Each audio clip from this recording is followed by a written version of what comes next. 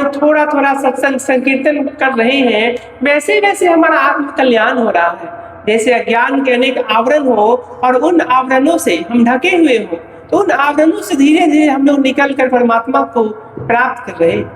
प्रत्येक दिन का सत्संग अपने आप में हमारा कल्याण करने में समर्थ रखता है। और मनुष्य जो धीरे धीरे परमात्मा की ओर चलता है तो उसे दिखाई नहीं देता है, किंतु परमात्मा भी उसकी तरफ लाखों कदम चलते हैं। और मनुष्य को परमात्मा ही सामर्थ्य देते हैं जो वह कहीं तीर्थ यात्रा में जाता है, या कोई स्वाध्याय करता है, कोई जप करता है, कोई तप करता है, या कोई दान करता है। सबके पीछे परमात्मा की ही प्रेरणा होती है और इसी के द्वारा धीरे धीरे उसका अंतःकरण निर्मल होता है।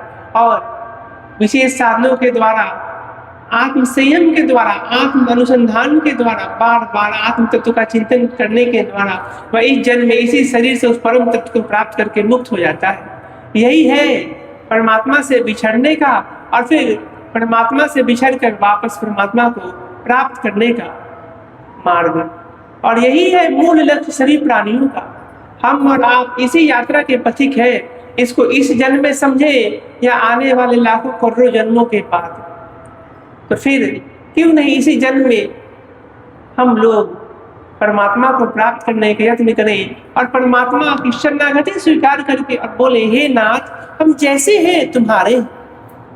जब ऐसा भाव हमारे हृदय में एक बार आ जाएगा तो फिर हमारे कल्याण में किसी प्रकार का कोई संशय नहीं होगा। बोली श्री वृंदावन बिहारी लाल की जय।